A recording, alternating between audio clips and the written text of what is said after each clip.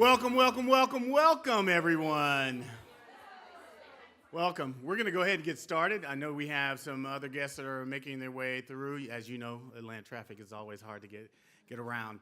My name is Spencer Bynes. For any of you that I haven't met, I am the market president for Atlanta, and I've been here about 3 years, and it has just been an exciting whirlwind ride so far. And we do events like this, and it just makes me really appreciate my job even more.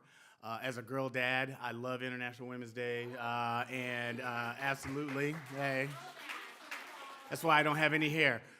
They told me I only have 2 minutes, so I wanted to say welcome to you, and for our clients that we have, thank you for your business, and for those who may not be clients yet, we'd love to have you as a client as well.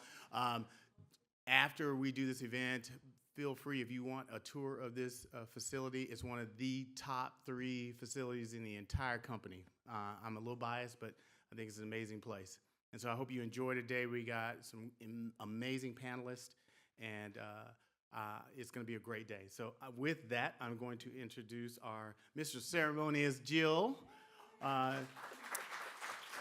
Jill Strada is our EVP for programming, and she joined our team about a year ago, right? About a year and a half. A year and a half? Seems like right. I know. Yeah. The dates are, okay, that means we're getting old, Spencer. Yeah, So we gotta, absolutely. So I'm turning it over to you. All right, I think I made my 2 minutes. He did. Listen, we were a little worried when Spencer said he wanted to have some words. So we were like, we had to put him on a time clock. Okay, he did really good. Give him a round of applause. Yay, Spencer.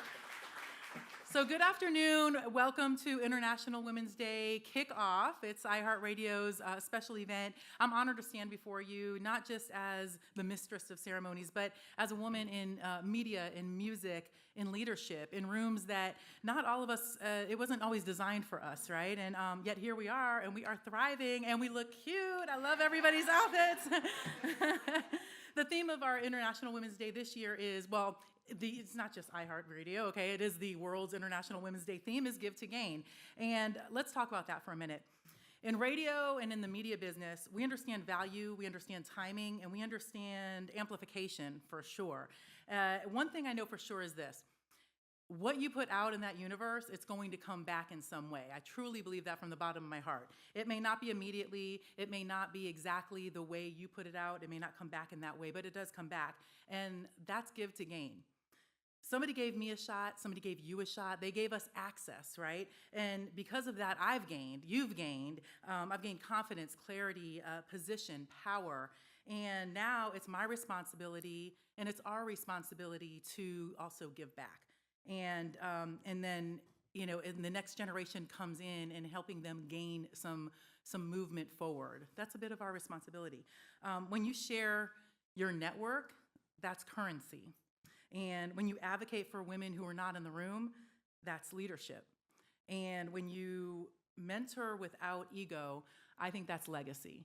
So with that, the gain is really there. The gain is very real. You gain trust, you gain alignment, we gain a reputation that precedes us before we walk into these rooms. So today we're surrounded by women who are in leadership. They're building brands, they're leading teams, shaping culture, breaking barriers, and some of them are very much the voices of our community. Our panelists are not just talking about success, they are living success. They are doing it in a way that makes space for others, for the younger generation, for the generation now. As we hear our dynamic panelists, we are women not only leading, but they are defining what leadership looks like. I challenge you to think beyond just the inspiration, because women, when we align and when we collaborate and invest in one another, the impact isn't incremental, it's transformational. And when we leave here today, let's commit to being the woman who, that this impact, that this transitional, transactional, transformational feedback that we give one another, let's give this beyond so the generations beyond us can gain. So welcome to Women's History Month. This is iHeartRadio's first annual event. We're hoping to make this an annual event to come. So we hope you enjoy yourself, and let's make history, ladies. First up today, it's our media panel. And this panel is moderated by 94.9 The Bull's Kristen Gates. Kristen is a proud boy mom. She loves country music. She loves Braves baseball and college football. If you know Kristen and you listen to 94.9 The Bull, you're going to hear all those things. After 15 years of hosting mornings on 94.9 The Bull, she moved to Afternoon Drive in 2022. Her country roots, they run deep. She was already hosting a morning show during her final year of college, and she later won an Emmy Award for a primetime special on CMA Fest in Nashville. Kristen shares life's highs and lows openly with her listeners. If you know Kristen, you know her health battles, which include stomach cancer, brain tumor. She's encouraging listeners to advocate for their health and beyond that. She supports causes like Sunshine on a Rainy Day, the American Cancer Society, and St. Jude's Children's Research Hospital. I'm honored to get to work with Kristen every day. She's strong, she's funny, she's creative, and she genuinely cares about her listeners. Please join me in welcoming Kristen Gates.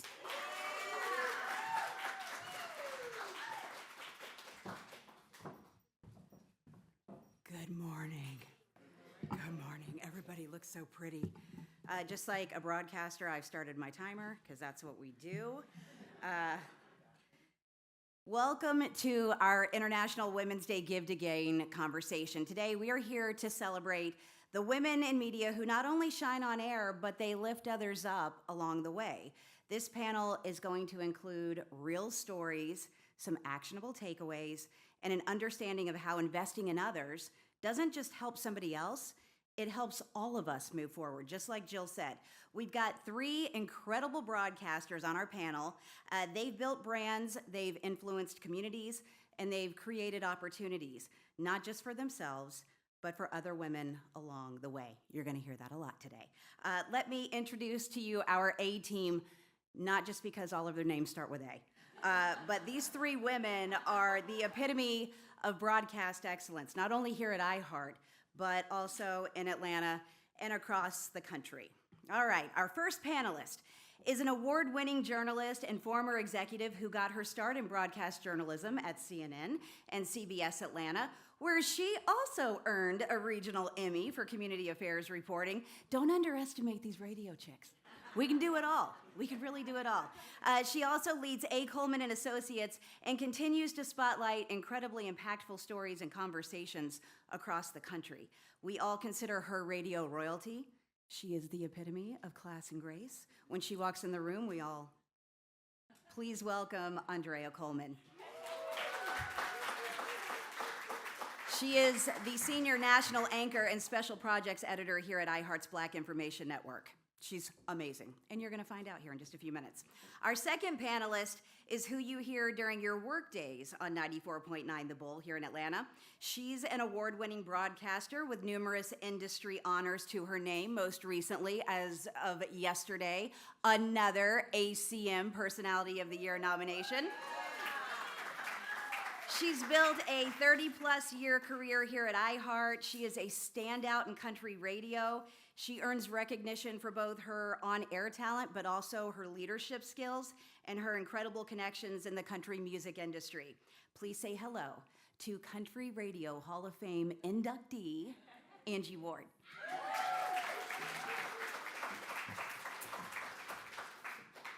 You know when you've got two different names, you are important. Antoinette Miller began her career in journalism before following her passion for entertainment. Since moving to Atlanta in 2021, she has quickly risen through the ranks here at iHeart, from promotions to now being a morning show personality on Power 105.3. That doesn't happen often. It takes a lot more years than that. That speaks volumes of who she is. She has built a strong reputation for engaging conversations, cultural insight, and a genuine connection with the Atlanta community. She has been named one of Radio Inc.'s Women to Watch, and we are watching. Please say hi to Antoinette Tony Miller. Yo! She's got the best hair, too. I'm so jealous, so jealous. Okay, ladies, we're gonna dive right in. To kick things off, I'll give each of you the opportunity to take a moment to tell us what goes through your mind when you hear Give to Gain. What does that look like for each of you, and not just in theory, but in real life? And Andrea, let's start with you. Okay, good morning, everyone, or afternoon. It's nice to be here, and I thank our wonderful, illustrious hosts and Jill and the team here, leadership team, for inviting us to be a part of it. BIN is excited to be part of the iHeart family. So what do I think about when I hear give to gain?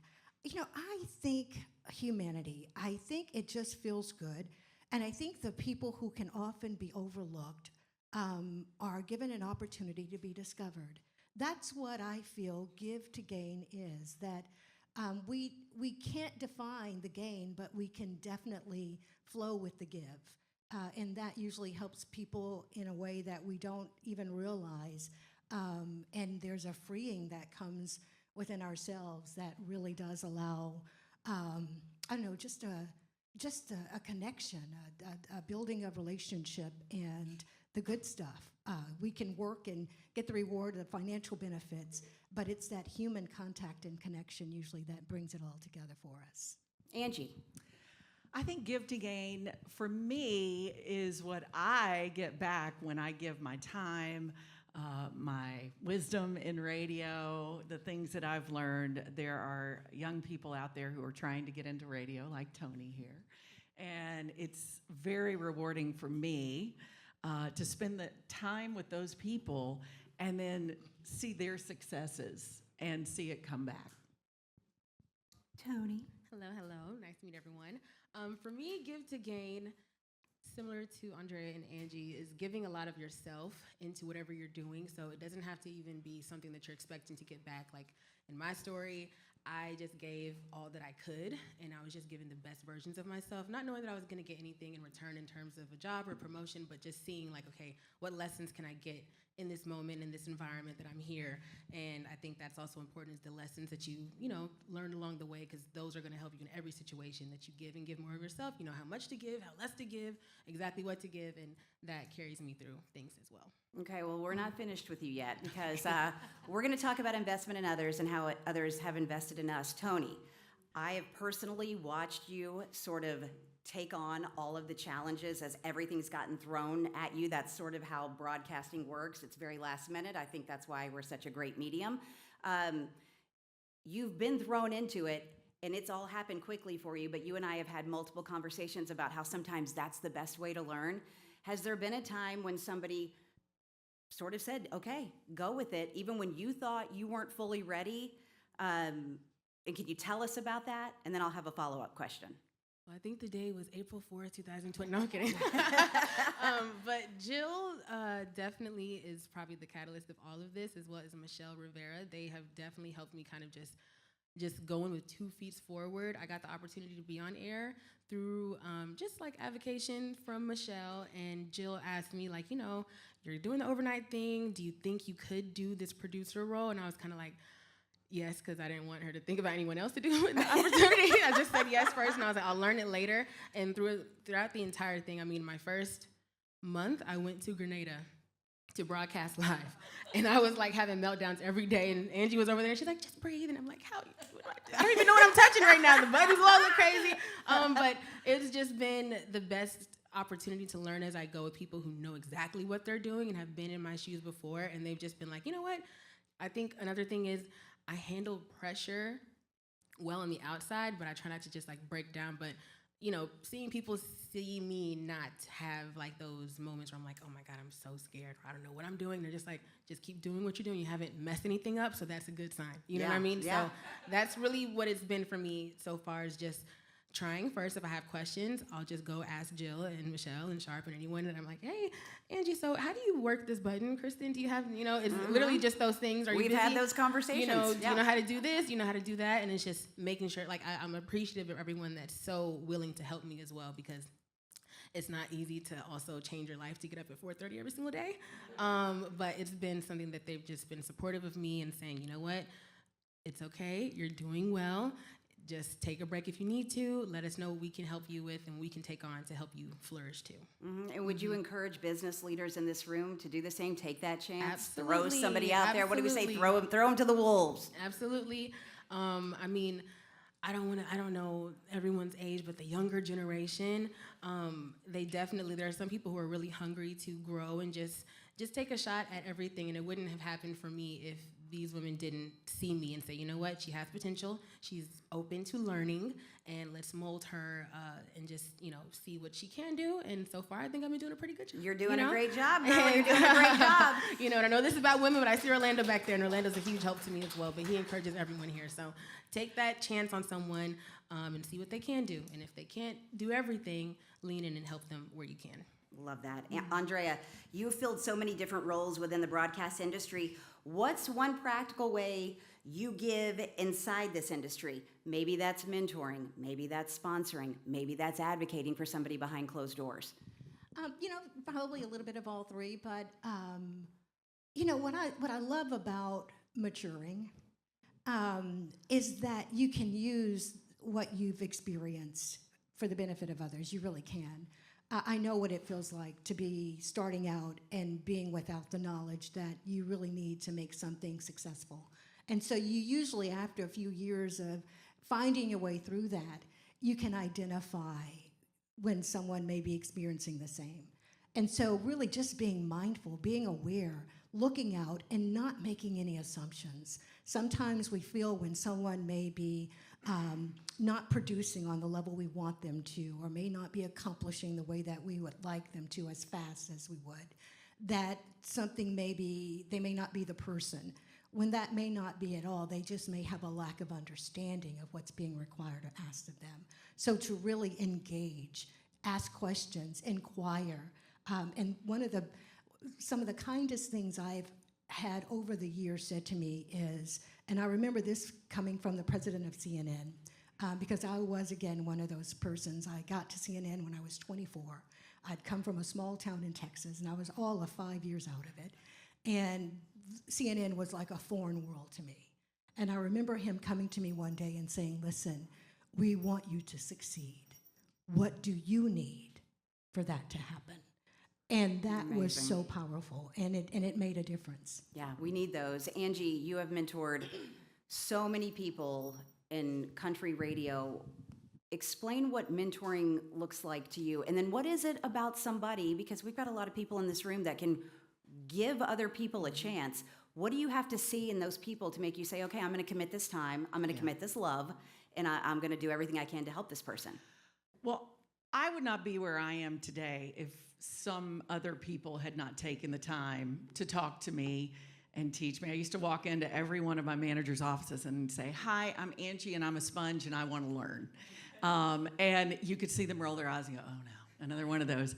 But I meant it, and I watched them, and I took in everything, and some of the stuff that I learned wasn't right, so I would go learn it from somebody else. But I think as these years have gone, and you're right, I said it earlier, it's been my great joy to see, whether it's been a country artist or someone on the radio or someone who works in the radio industry, see them go on to do great things. I think the important thing as a mentor is that you need to be aware and you need to be okay with the fact that if you're doing it right, if you're mentoring correctly, you're probably training your replacement or someone who could take your job, right? Great point. But hopefully, because you have spent the time with them, they're going to be that kind of person who's not going to take your job. It hasn't happened yet. I'm looking at you because I think this lady right here is going to end up running a radio company one day.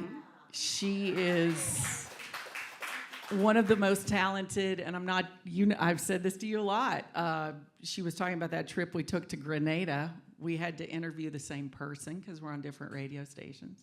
So she started the interview first, and I literally said, I don't want to follow that.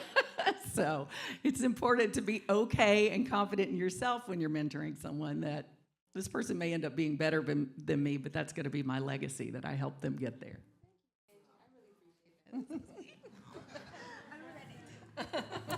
Let's talk a little branding and partnerships. These women have platforms that reach hundreds, thousands, even millions of people. This iHeart thing ain't no joke, you guys. I mean, there are just so many ways to pipe iHeart into your life. Antoinette, morning shows move fast. They're very personal. What do you do when you wake up one morning, you don't think you have 100% to give? How are you gaining your listeners' trust, even when you're not feeling it? Well, I think something that I take a lot of pride in is being the same person, like on and off air. Like I think my personality has always been a really dynamic part of me, and people would get on the phone with me and be like, "Oh, you're Tony. Oh my God, I love your social media," or "I love that video you posted." Blah blah blah blah. And I'm just trying to be as relatable as possible because people are going to work. Some people are calling in trying to win a ticket to just do something because they can't afford it, or they just haven't had a break to do something. And like, you don't want to sound like, I mean, I've been sick for like the last month, and I've been talking to them like, "Listen, I've been sick can you hear it?" They're like, "Oh, I've been sick too." But you gain that, relationship with your listener because they're like, "Oh, she's not just some talking head that doesn't really like live a normal life," and it's just like, I'm living the same exact life that you are probably. And you get to see people in person, and you get to just talk to them about a conversation that you may have had a month ago that you don't think that they remember, or they don't think that you remember, and like they just want to hear you and want to see you do better. I've had some messages from people that have said, you're what the station needed, which is really important if you know our station's story. But I don't ever really know what people are hearing when they listen to me. And so it's like for me to be able to connect with them, and some days I have a lot to do, or I don't have like enough energy, or I'm not in the best mood, but to hear them say like, we can't really tell, or, they don't even notice that I'm not in the best mood or can't hear a difference, that means I'm able to like make them feel a little bit better, because you just never know what people are going through. And they will put you in a good mood. I've learned that through going through some of my own challenges. And I've had the same experience. I went into a Buc-ee's in South Georgia, and I was in the bathroom line, and I heard somebody say, "That's Kristen Gates from Instagram." I've never heard that before. It's always been, "That's Kristen Gates from The Bull." And I was in the bathroom to pee, so great, right? Famous. Fantastic. Angie does 7 radio shows a day. Her home base is here in Atlanta, but she does 6 other shows in some of the biggest markets in the country. So Angie, I'll ask you this, for the business leaders here. What can companies learn from radio personalities about building that authentic trust with an audience? I can say that of those 7 that I do, I've been on most of them for at least 10 years or more. One of them is the station I got my start on in Greensboro, North Carolina. I'm still on it every day. I've been on the air there for 30 years. I just told you my age. I started when I was 12. She started when she was 3. So I think consistency is very important. As Kristen said, and Tony, the listeners, they feel like we're family. So on The Bull, Kristen and I have been on the air for a long time, and they know us, and they feel like we're family, and we feel like some of them are family too. I mean, I know Kristen and I both have taken the time to get to know, we've watched people raise their kids who are now in college, but consistency, authenticity, it's very important. I see some of my folks that I do their commercials here. Whenever I'm doing a commercial on the air, I really want it to sound like I really believe in this product, and I'm very particular about who I am an influencer for. I'm not going to influence anything that I don't believe in. I don't want to talk about anything that I don't really want my listeners to take part in too. If I don't think it's right for the listener, I'm not going to tell them about it. I have great bosses who give us that out too. If this is not the right fit for you, then don't do it. And then finally, I think the last thing is vulnerability. Sometimes we all think we have to be perfect and we have to do everything right. And it's okay to cry or to be vulnerable or to share. Kristen took us through her whole journey with her brain tumor on the air. We were all right there with her, and the listeners felt like they were right there in the waiting room with you during the surgeries and everything. And, a lot of people try to keep those things private, but when you open up and you share your life with your clients or with the community, I think it makes a big difference and it gains their trust. Mm-hmm. I think you're right. I mean, we say this all the time. Angie and I do. I'm sure anybody on the air does. When somebody calls you and says, "I've been putting off getting a mammogram for 5 years. I just don't want to do it. But my husband heard you talking about it this morning, and he called me, and I made the appointment, and I was diagnosed with breast cancer, and they caught it early." I've reached the pinnacle of my career. I mean, that is, at that point, nothing else matters. Andrea, As a radio news broadcaster, I would imagine trust is clearly central to your relationship with your listeners. What practices or principles do you rely on to build trust with your listeners? Well, fortunately, with journalism, we have a few standard industries and some educational background that helps a lot.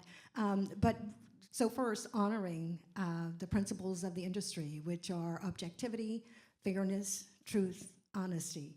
And I think if we apply those basic principles to any story we're doing and take ourselves out of it, I think that's the main thing, where you guys have the honor and the privilege of putting yourselves into it and living it.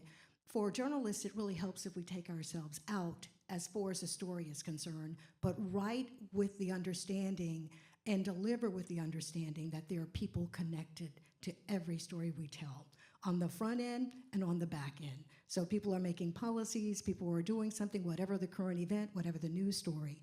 That's a group, that's a community. And how you tell their story reflects on them. So taking care with that. And then understanding that our listeners are varied. I mean, we are trained and taught to write to a third or fourth grade level so that you can get a broad audience. And with that, you pay attention to word choice. You pay attention to the simplicity of your sentence to make certain people can follow along. In television, we have visuals, so people are looking at those images and they're telling the story with you. In radio, it's all about word choice. So it's about pacing, it's about sensitivities, and then it's about understanding the importance of the story and making certain that you don't downplay it so that you don't miss an important factor that really does have implications on someone's life. Have we convinced you that we have some powerful voices on this panel yet? And I'm going to stay with you, Andrea. How can the leaders in this room create environments where voices, especially women's voices, are heard? You know, I studied that question, and I have notes because I told Kristen I was going to come up, and I was just going to These women wrote notes for the questions. Yeah, right. They're great questions, right? And I was like, well, this has like 10 answers to it, so just write a few and see where you go with that. But, you know, listen, this is life. We are all trying to get through it as best we can. And it gets really cluttered. And I don't believe in gender-based living, but my goodness, for me, it's been that for most of my life, right? Even now, I thought this morning when I woke up, I sure wish Honey would go get that tea for me, but I guess I'm gonna have to go make that matcha myself, right? And it's not bad, I have a wonderful husband, but the thing is that life happens. And to me, the best thing that we can do in creating environments and spaces is to see us, know us, trust us, and love us. We know what this life looks like. No matter how much we don't want it to reflect in what we do in the public, we know how that public and private space can intertwine and interact, and the toll it takes if it's out of balance. So see us. And I love this. I read this recently from somewhere. It said, start with yes. When you see someone who may be going through something or who may have some potential, reach out and start with yes. Let me engage our relationship a little bit, or who you are, and see where it may go. Now, it may not go far. That's okay. But it won't be because we didn't try. We talk sisterhood, but so very often we don't live it. We know what it feels like to be us, so let's be us. And for the men in the room, see us, love us, trust us, and if you put us in leadership, back us up and make certain we have the support, the training, and the understanding we need to succeed, and then let us lead. Let us lead. I'm going to open it up. Does anybody have questions for anybody on the panel? And if you don't, I do. You know I do. No? Okay, I'm going to do some quick rapid fires, okay? Because we just have a couple more minutes. Angie, one habit that has shaped your career. Oh, I have two, if that's okay.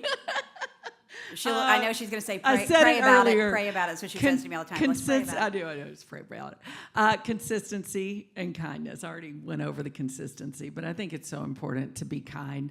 You just kind of hit on it. Listen, we are women in the workforce, and I'm not hating on the guys that are in here, but most of us women, when we go home, we have other duties at the house that we have to do.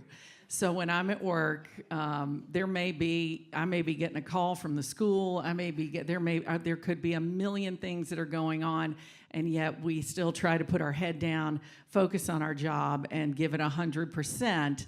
But then you have to have grace for those people too, and be kind, and say, hey, I get it. You may have something else going on. Like, just always, there may be something deeper, and just be gracious and kind. Andrea, one limiting belief you had to unlearn. That success or promotion meant safety. It doesn't. It carries its own weight of responsibility. It carries its own field and requirement of learning. It is extremely demanding, and you have to make certain you are balancing in new ways consistently and constantly in order to navigate that thing safely. Tony, one thing you are currently giving that you know is going to pay off years from now. I think my work ethic and sleep schedule. So I don't sleep often or as much as I used to. But my work ethic is definitely going to help me, I believe, because, I'm not even to sound, I guess, big-headed, but I know that I do work really hard, and I'm not that young, but I am newer in this industry, and I know that there's a lot more that I can be doing as well and that I can learn and that I can grow to, and it's just a bit like you start how you finish, I believe is don't quote me, I don't really know. But, you start how you finish how you start something. But, I want to make sure that I'm doing as much as I can while I don't have those other responsibilities. So I'm not in a relationship, I don't have any children, and I'm like, I want those things in life, and I'm like, okay, I know that you have to master it now when you don't have it to at least have a starting point or somewhat of a head start so you have, something to reference. It's like, okay, I know my best performance is when I'm doing X, Y, and Z, so making sure that I'm doing that now so that in a couple years or 10, you never know, I don't know. It's not going to be as challenging, but you can't make that decision. Right. Life is going to be hard. So, but just trying to work as hard as I can now to know that I can go back to that hard-working person whenever, I'm losing myself. Stay ready so you don't have to get ready. Amen.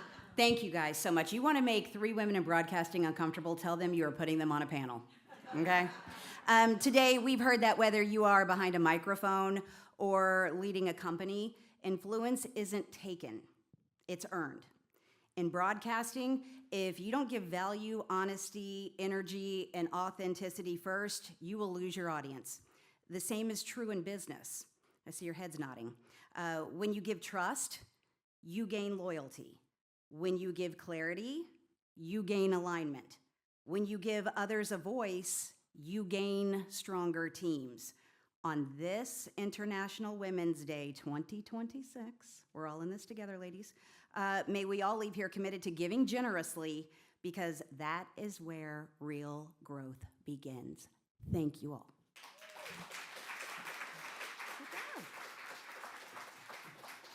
And I would like to point out to my boss, Jill, that I made it under time.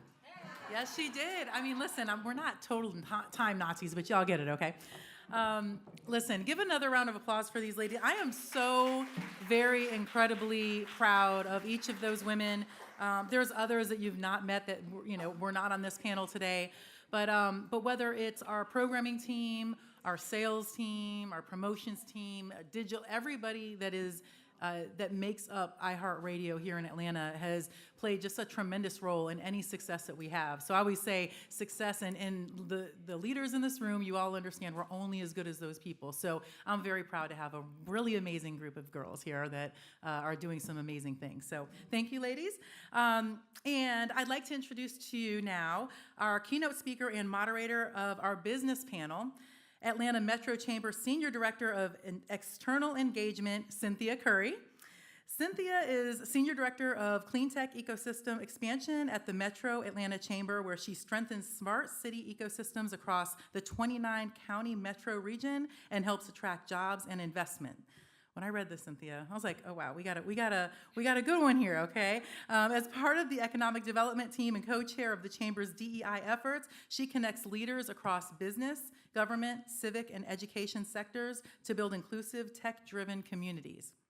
A graduate of Georgia State University. Any other ones? No? Okay, go. And longtime Atlanta resident. She also serves on multiple regional boards and is a devoted mom, wife, cyclist, and music lover. Welcome, Cynthia Curry.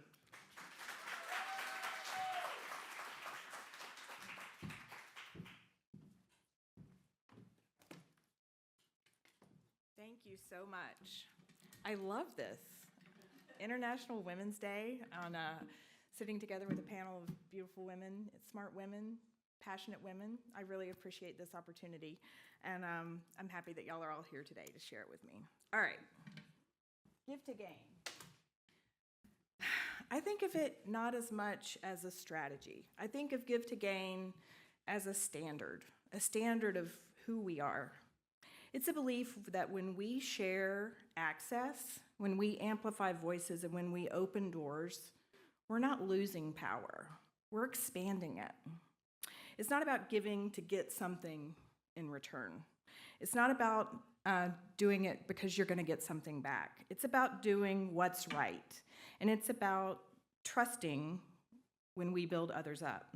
We build something so much bigger than ourselves when we help other women.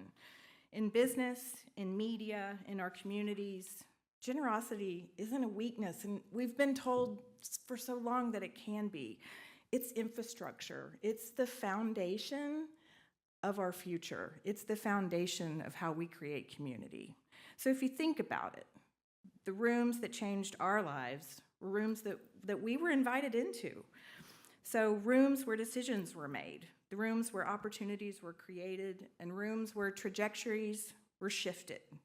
Because being in the room where it happened, changes everything, right? And someone helped us get there. They invited us into that room, and we are all thankful for it. So, being women, we're so often taught that power is something that you have to protect because we for so long didn't get it. It's something scarce and something that you guard. But the most effective leaders and the most transformative women that I've ever known understand something completely different. They understand that power grows when it circulates. They understand that when you introduce someone to a key decision maker, when you say someone's name in a room full of opportunity, when you pass the mic, you sponsor someone who isn't there to advocate for themselves. You open that door for them. It's not charity, it's leadership. And it creates this ripple effect that goes everywhere, just so much farther than a single moment. It creates something more profound than that. So, as you heard in my intro, at the end of the day, I help sell Atlanta, right? That's what I'm doing. So I help build jobs and investment. And if you want proof that Give to Gain works, I think Atlanta is an absolute perfect example of that. Atlanta wasn't built at all on hoarding access. It was built on collaboration, always has been. Corporate leaders in Atlanta sit down next to founders, media amplifies entrepreneurship, and universities partner with industry all across Atlanta. Civic leaders work alongside the private sector, and our growth has accelerated as a city and as a state and as a region because we share. We make introductions, we build coalitions, we cross industries, and we show up for one another. The willingness to collaborate instead of compete is so important, and it's one of Atlanta's greatest competitive advantages. I say this all the time, but collaboration is our superpower, and that's how we get there. Ecosystems grow so much faster when the doors stay open. Cities scale when access circulates around all the community, and industries evolve when diverse voices are amplified. That's how you get diversification. Innovation accelerates when we build together instead of alone. Atlanta's proof that when you give access, everyone gains. It's a beautiful thing. So on this International Women's Day, this matters even more. Loved the last panel, and they talked about this a lot, but for generations, women have given time and talent and energy so many times without any visibility at all or any credit, and today, we've refined that giving in a good way. We give with boundaries, we give with intentionality, we give publicly, and we give upward. We give to each other, but also we claim space. And that's important because here's what we know. When women sponsor other women, pipelines strengthen. When women amplify each other in media, narratives shift. When women collaborate in business, markets expand. So we're not competing for one seat at the table anymore. We're building a bigger table, and that's a good thing, and that changes everything. So Give to Gain works because it compounds. It's a compounding effort. Reputation compounds, relationships compound, and when you are known as someone who opens doors, and someone who connects people, and someone who shares credit, and someone who builds others up, opportunity will find you. You don't have to find it. So not because you demanded it, but because you created an ecosystem around you of giving people that care and that want to give back. Our ecosystems are so much stronger than empires, and they're so much more filled with heart and value. So as we move through this conversation today, I want us to think about Give to Gain not as a slogan, but as a standard. What does it look like in business? What does it look like in media? What does it look like in leadership? What does it look like in your life and how you're going to navigate things forward?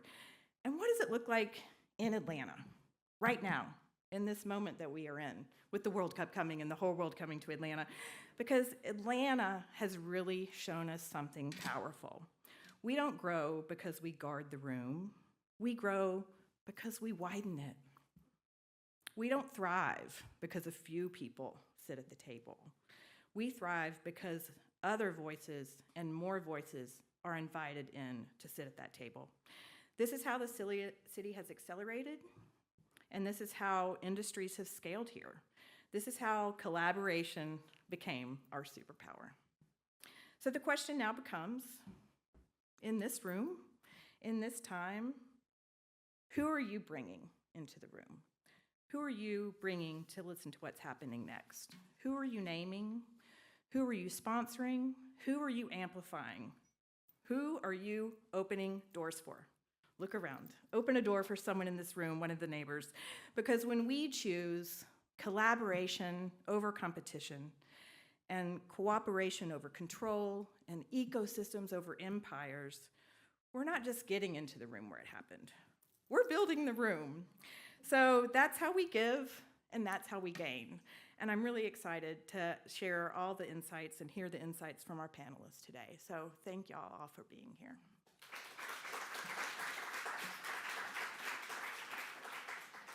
All right, I'm going to introduce my panelists. I'm excited to hear from them. We're going to hear first from Deputy Chief Jones. Please come. I'll introduce y'all, and you can come sit as I talk about you. Melanie Jones is a multi-certified peace officer who has served Gwinnett County since 2004, dedicating over 19 years to excellence in leadership, physical management, recruitment, and specialized operations. Throughout her career with the Gwinnett County Sheriff's Office, she has held critical roles across multiple divisions and steadily earned promotions. Kind of shockingly, we had a little talk about it beforehand, and she just shot up the rocket. Secondly, she and Deputy Chief, serves as the Director of the Administrative Bureau, overseeing several major divisions and bringing more than 2,000 hours of training to her leadership roles. So welcome, please come have a seat. All right, next, Ms. Pam Davis, Delta Community Credit Union Senior Vice President.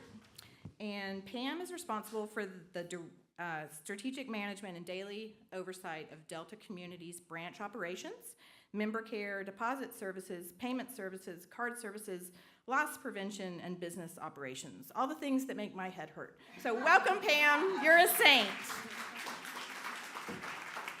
And then we're going to welcome Aura Taylor from Taylor Law Firm. She's the CEO and founder, I assume. At 16, she had an unfortunate experience with her father, almost in a near-fatal accident caused by a defective tire that disintegrated on the highway.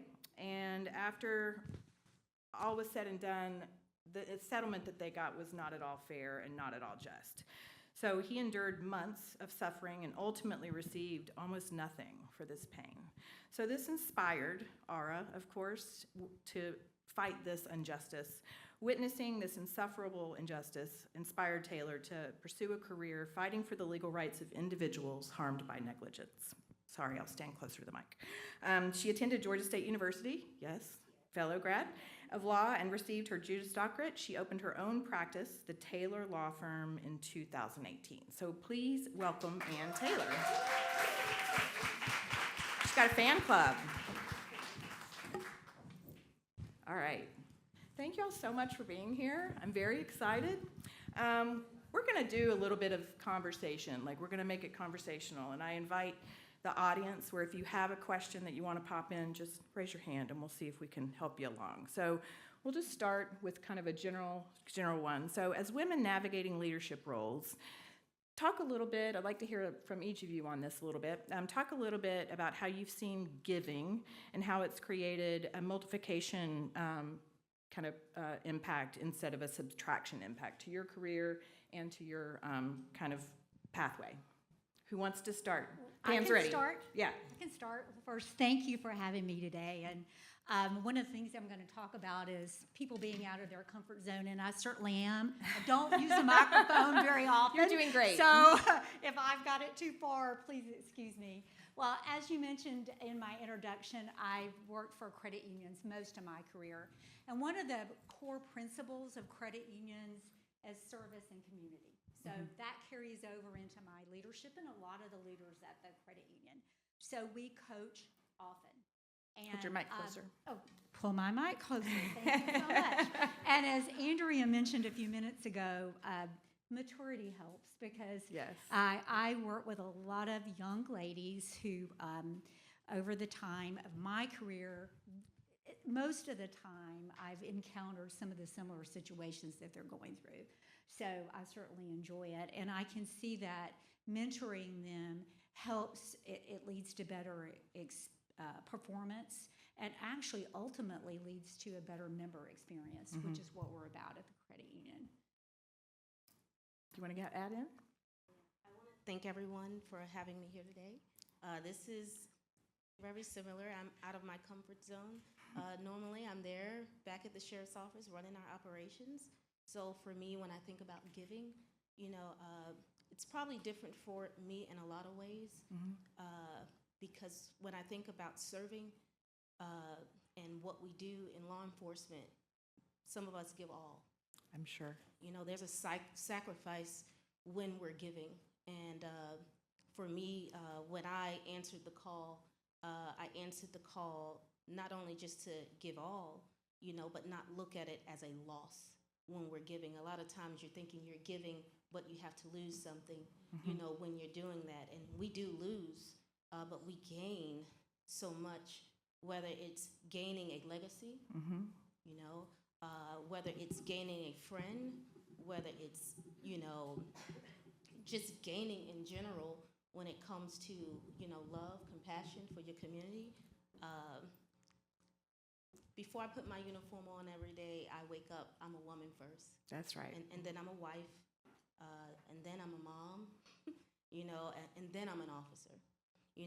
So when I think about what I'm going to give today, when I go out to serve my community, I want to be able to give my best. I want to be the best version of myself every day when I step out there to, whether it's to lead or whether it's to serve the community in any capacity, and not look at it, as a loss.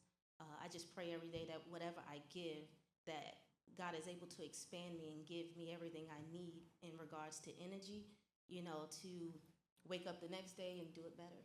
Absolutely. I love that. Ara? Thank you so much for having me, and a happy International Women's Day. So I'm going to come from a little bit of a different perspective.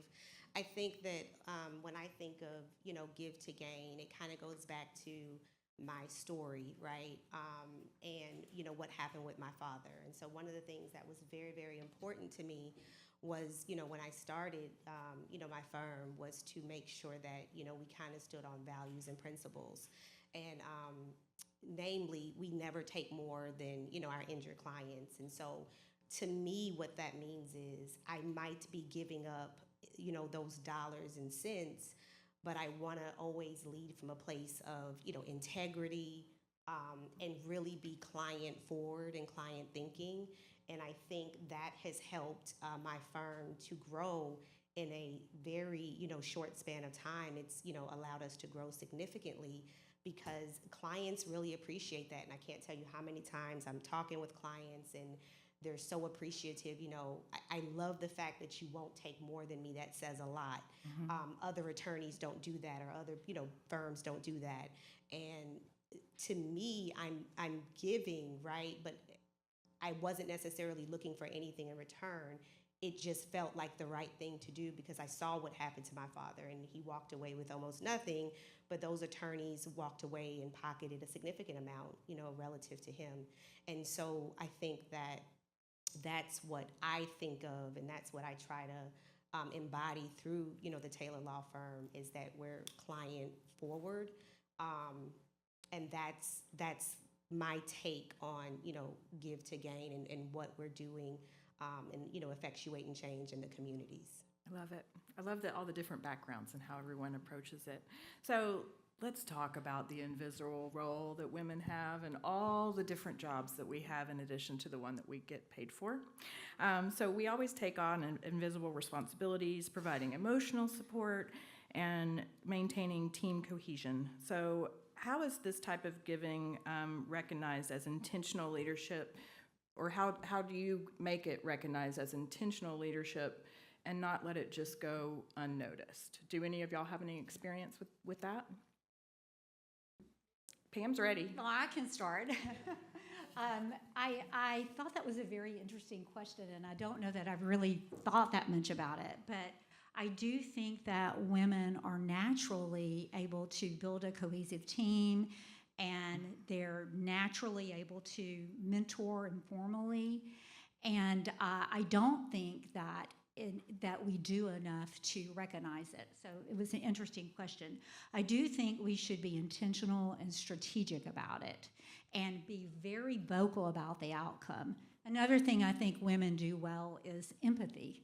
And empathy to me is a leadership superpower. I agree. Because when you show empathy to someone and they understand that you're trying so hard to understand, or maybe you truly understand where they're coming from, it leads to retention and engagement but just overall better performance. Absolutely. Ara? Definitely want to agree to the empathy side of things, and that really resonates because at the Taylor Law Firm we're predominantly women.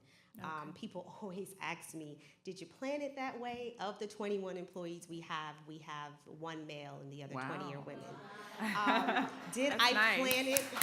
Did I plan it that way? He is brave, right? He's brave, right? He's the only guy. He's really brave. But did I plan it that way? No. But do I think there's something with the empathy that women bring to that role? I do. Our clients are calling in.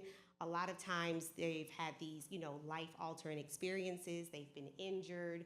And it just, nothing against the men in the room, but we tend to be empathetic in a way that resonates with people and they feel that. And I think that it's just, not necessarily a coincidence, but I think it's just that women are aligned in that role. And I think that's why the, firm is structured the way that it is, because you have to have a certain level of empathy in what we do. And I think women do that very well. And so I think for me, I don't think it's a coincidence that we're structured that way, because I think you have to be empathetic to, do what we do and effectuate the change we, do in our clients' lives. Agreed. Do you want to chime in, or? Yes. So for me, I work in a predominantly male environment. I'm sure. But again, I'm really not focused on gender when I'm in there. I size up just as big as they are. Yeah, you do. Shoot better too. So for me, what I know I bring to my team and what I bring as a leader at the sheriff's office is my ability to listen. Yeah, that's huge. That is certainly needed and necessary in my field. Also, it saves lives, the ability to listen. And secondly is, I think women, we garner patience. That's just something that we have. You have to know how to be patient in just about every situation, whether dealing with staff, whether dealing with your community. Our ability to be patient, because it's just something you do when you're in when you're in your home with your children. There's a certain level of patience you have to have with each one of them. Whether they have learning curves, whether it's a particular sport or an instrument that you're really not, happy with. But I bring that ability to my team, the ability to listen, but also be patient. Because again, I just say it saves lives, but it also helps to transform other individuals to kind of tune in and not be in a rush, to either lock someone up, not be in a rush to even make it to the top. I always say what God has for you is for you. So sometimes you just need to be a little patient, have a listening ear, and as women, I believe we have those natural abilities, to not be in a rush or try to, bang our way through something when you might need a screwdriver. Honey, not flies, right? Yeah. Awesome. I love it. Patience is so key, so challenging. So I'd like to know from each of you what adopting a give to gain mindset looks like within your leadership style. So especially when you're navigating barriers to bias or any kind of friction in the workplace. You've alluded to kindness and listening, right? So how do each of you bring that into your leadership style, and how do you find that it works? Yeah, let's let Ara go first. So I think that with my leadership style, it's very much so, live by example, right? Because people are always watching. And I think that it's important to take care of your people if you want them to take care of you. And so it could be those small extras of things that, I want to make sure that I'm doing as a leader. I'm really listening. I'm, showing them that I appreciate them, whether that's, picking up the tab for lunch or, just doing extra creative things, just to make them feel, heard and to make them feel appreciated. And I think that has been one of the most significant things I could do at the firm, was really take care of my people, making sure that, they're good, and if they need something, to the extent that we can do that, providing that, because they show up in a way that, sometimes it's unexpected, and it really allows the organization to thrive. And so I think for me, I always want to be the type of leader that, especially as a woman, it could be difficult. It can be, difficult being in a leadership role as a woman, but I like to always show up and present in a way that's authoritative, but not, overbearing, and making sure that, we're holding people accountable, but we're also giving grace, because you don't know what someone can be dealing with that day. As women, we deal with so many things. We're wives, we're moms, all of the things. And so you don't know what could have happened with, your staff or with someone you work with that morning. Maybe their daughter could be sick, and you just don't know.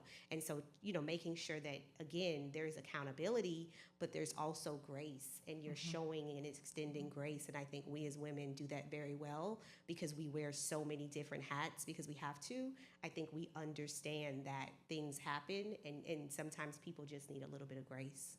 I think it's beautiful. Thank you. Thank you. You want to talk a little bit? Okay, sure. So along the same lines, one thing I do as a leader is I want to ensure that women that work for me, they're confident. Very often we'll go into a meeting and I know the women leaders are prepared. I know they know all the answers, but maybe they just don't want to raise their hand. Maybe they don't want to stand up and speak up. So I work with leaders quite frequently to make sure that they are gaining their confidence and they can stand in their power. Because very often they are the experts. They just hesitate. For whatever reason, maybe it's just because of the way we're wired and we have so much on our plate, but we hesitate.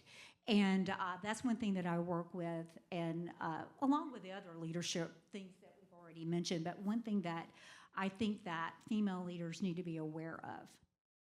I agree. Deputy Chief Jones? Yes. Well, for me, I would say, in the same Can you hold your sense of, microphone? Mike, sorry. These mics. I guess I'm soft-spoken when I need to be. Well, for me, it is my leadership and what and the women that I work with, and I like to say work with, but work versus manage, or the ones that I lead, is to let them know that when they've entered a room that they're enough. That's great. And to know that if they're in that room, they're supposed to be. Supposed to be there. Oh, yeah. And again, and not that they're half, because a lot of times, you'll hear it at work, my better half, my better this, that no, we're whole. That's right. That when you arrived, that you are enough, and that, being prepared is important, but just knowing that, you're enough.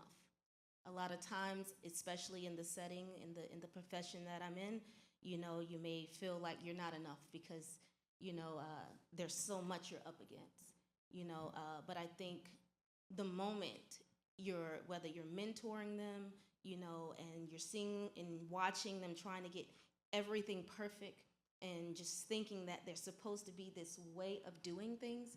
And yeah, there's policies, there's procedures, there's a way that we do things, but I think waking up with enough confidence, waking up, standing confident in your purpose, and knowing that you're enough goes a long way when it comes to being a woman. I completely agree. Your team's lucky to have you, for sure. I love that. Everyone in this room is enough. Just know that when you go in the room, you're enough. Okay, let's get into some specifics. Can y'all share a moment when someone gave genuinely to you in your career and how it multiplied into an opportunity for you or for others or for another kind of path, however you want to do that? So how has someone opened up opportunities for you personally? Well, I'll start. Go ahead, off. yeah. In 2021, for me, this will actually be my 22nd year in law enforcement. Amazing. I was recruited from New York by the Gwinnett County Police Department, transferred over to the Gwinnett County Sheriff's Office, and it was a lot. I'm sure. It was a lot. Didn't have the support that I felt I needed. I always thought, well, my family thought that I would practice. I never thought I would be enforcing. So I really didn't have the support. And at the time, I believe, my husband, he was active duty. And actually, he was away at war, and it was just a lot going on. So trying to work my way up, up the ranks. You did go pretty fast. You did more than try, but go ahead. You worked your way up pretty quickly. Well, had it not been for Sheriff Kibo Taylor, Okay. In 2021, once he was appointed, I tested, I took promotional exams and did things the right way. Nothing was ever given. You had to earn it, Of course. But it took him to, see, the abilities that I had, not just to lead. A lot of times, don't realize we're leading in our homes. We're leading in our homes from our kitchens. You're already in leading roles. And I always had a heart to know that you didn't need a title to lead. So whether I was a corporal or a young deputy, I would always get everyone together, whether it was doing career events, community events, doing everything that I can. And it was not to be noticed, but it was to, I had a heart for service. And he saw that, gave me an opportunity, appointed me to assistant chief. I became the assistant chief of the administrative bureau, and one of the main roles of the administrative bureau is managing our budget, managing our internal affairs. We police the police, human resources, communications. I can go on and on and on what that division is responsible for, but it is the central nervous system of our agency. Within that year, I was promoted again to deputy chief. And that is because he gave me a chance, to be me, and not have to compete. Whereas, in this field, you're competing, but I never looked at it as competing. I compete against myself. So We all do. the other women that I work with, it's important that is something that I express to all of them on a day-to-day basis, that we don't compete with one another. We compete against ourselves. We compete against the clock. But had I not gotten that opportunity, I don't know if I'll be here today. I probably would be, because that's just how confident I am in my abilities. But sometimes it takes a fresh new person to come in and actually see what you do for the agency, for the operation, for the community, to allow you to actually get the work done, but get it done accurately. Right. That's good. He put you at the table. That's excellent. Pam? Yeah, I have a similar experience. Early in my career, my husband was also on active duty. We have a lot in common. And She found a friend on the panel. Yeah, I have a friend. And I had a young child, and my husband was deployed. And I'm like you, I can't remember. It's a long time ago which war it was, but he was deployed. And the CEO of a credit union I worked for then came to me, and there was an open position, a higher level role than what I currently had. And I never considered putting my name in a hat. Just didn't consider it. I had too much going on. So I'm like, no. And she talked to me and really encouraged me and showed me that I did have the skill set to do it. It helped me build the confidence. I interviewed and got the job. So, wow. And that's one of the reasons why I'm here today. I do know that. But after I got the job, she didn't just leave me at the door. Right. She's like, okay, now as you're going through this position, she mentored me and actually mentored me for many, many years until she retired.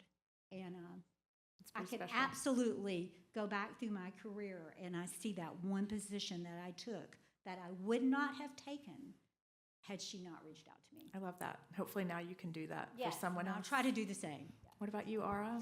Yeah, so very early in my career as well, I had a female attorney that had been practicing, in personal injury for many, many years. And, she knows her stuff, as I like to say. And she just would really pour into me. And she wasn't expecting anything, but, kind of coming out of law school and not really knowing how to navigate, opening up this new business and starting the new business and, kind of what to do. She kind of helped me navigate that. And she would, spend a lot of time just on the phone and, having conversations. Hey, what could you have done differently with this case? Or, do you think that, how you handle the case or, what you did in litigation or, whatever, what do you think? And it would be a lot of, well, what do you think? And she would challenge me to think about things from a different perspective and, to make sure, that I was always putting the client first.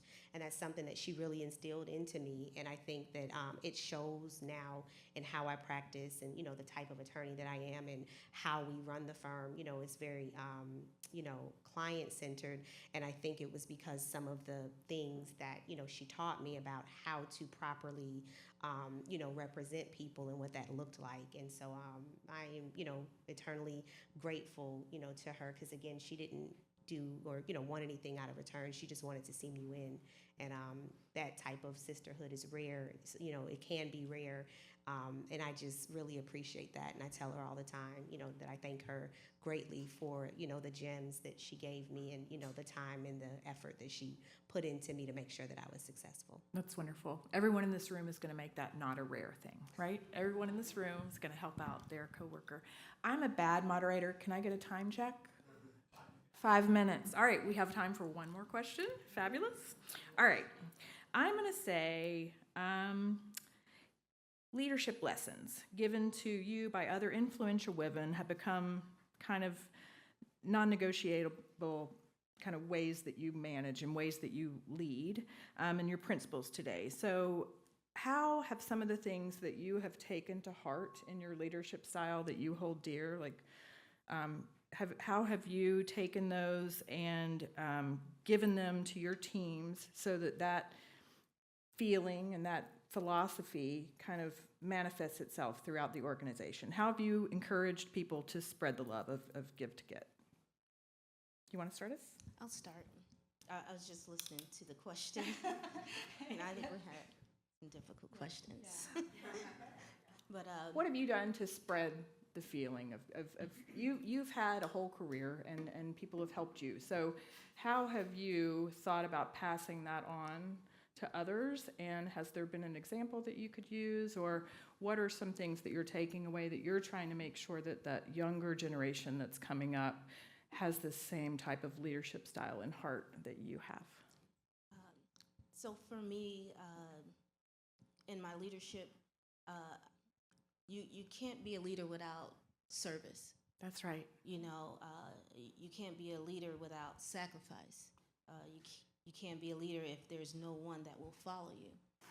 and it takes a lot for someone to look at you and know that they want to follow you. So what I give passion. I lead with integrity. That's right. So that others know that it's just important not to, compromise yourself in ways that would, damage the trust between you and the individuals you work with. So for me, what I give service, sacrifice, purpose, and I believe all that leads to, a promising future for what you sow. I think what you give is really important, how you give and where you're giving it from. I agree. And it's important that you're not giving, if you're chaotic inside, or let's just say you have a chaotic heart, and whatever energy you're giving is not good energy, because it's important to give the goodness of you to anyone that's under your tutelage. It's important that you're giving the best of you, so you know what seed you are sowing.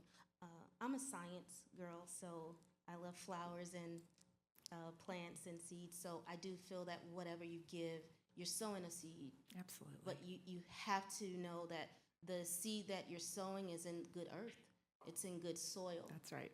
So it's important what you give, and that is giving with passion, giving with integrity, giving with confidence, but giving from a place that is genuine and pure. That's right. I believe that is what leads to what grows, that future, that legacy, and what you leave behind, whether it's your name, whether it's the desk that you had or the chair, but what you sow is important, because if it's planted in bad soil, that tree will probably not bear good fruit, so. I love it. Yeah. Fabulous. Pam? One thing that I focus on is making sure that I build good teams. Absolutely. I need a team with various skill sets. We don't need I have seven VPs that report to me, and I always say I don't need 7 me's running around here. So it's so important to have a good team and good team dynamics. And I see that when I do that, then those leaders then go build teams, and it keeps multiplying. Yeah. Pass it forward. Aura? So I think that for me, I try to always give hope and aspirations. And I want, the younger staff members, that are, a team, at the firm to know that they can do the same thing. They may not know any attorneys. I certainly didn't know any attorneys when I was, younger. I didn't know what that looked like, what it meant. And just, through the hope that I give them is, you can do this too. And many of my team members, want to go to law school and they aspire to that. And I think it's because of what they see me do. It's not always what you say. I think it's what people watch and what they take away from what they see you do. And they, see that, I am very client focused. I don't have to tell them that. And so I think they're watching, and the biggest thing I hope that they're taking away, and they certainly some, have shared with me, that I just appreciate you being you because I know that I can do the same thing. And I think that's very rewarding, and I, really, really don't take that lightly. I kind of live my life by the mantra of, to whom much is given, much is required. And I think that it's almost a requirement that I give back through mentorship, guidance. I think that's a requirement for me, and I don't take that lightly. And I am, really happy to be in a position to pour back into those ladies who just need guidance and direction. And that's one of the things I love to do, is to inspire. And I think that's my approach to leadership. I love it. A lot of themes today. Heard a lot about passion, heard a lot about authenticity, heard a lot about kindness, heard a lot about opening doors. The other panel mentioned vulnerability. I think these are all things that we are naturally good at as women, and of course they make incredible leaders. So let's just lean into those things, and let's give this panel an amazing hand for all their insight. All right, y'all. Go bring somebody to a table today. Do it. All right, thank you. Cynthia, you did an amazing job. To the panelists, Pam, Aura, and Melanie, again, give a great round of applause. Thank you for all that wisdom. I really appreciate it, and I know a lot of us do. So we're almost wrapped up here, but we have a couple more things. There is going to be food and drinks outside. But before we wrap today, I want to introduce to you iHeartRadio's VP of Sales, Deanna Tomasello. Or they said Tomasello. I'm Italian, so I'm trying not to say the. But Deanna is one of our rock stars. She's going to come up and announce another rock star for the iHeart Media Impact Award.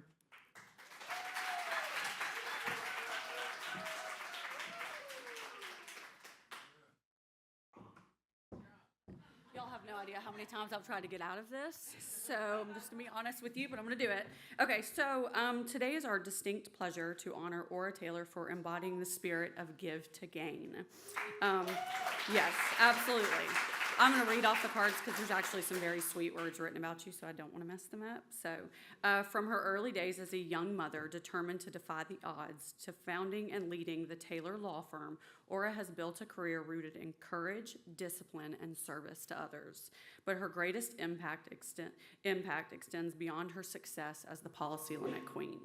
Aura has become a force for opportunity, intentionally creating space for African American women in the legal profession, an industry where representation is still far too limited.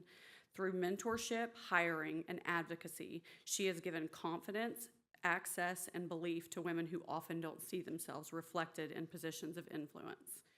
Aura shows us that when you give your time, your guidance, and your example, you gain something far more meaningful, a legacy that lifts others as you rise. For her leadership, her generosity, and the doors she continues to open, we proudly present Aura Taylor with the iHeartMedia Impact Award. Come on up here. Yes, please.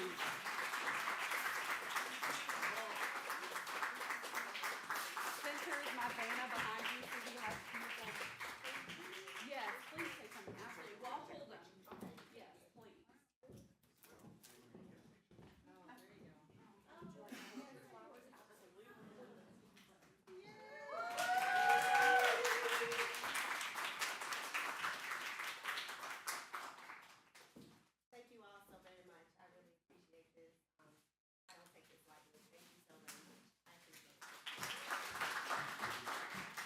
We appreciate you, Aura. And to all the ladies here, thank you so much for your time. Today's been just such a wonderful day. Again, our first annual iHeartRadio International Women's Day. It's been wonderful sharing it with you.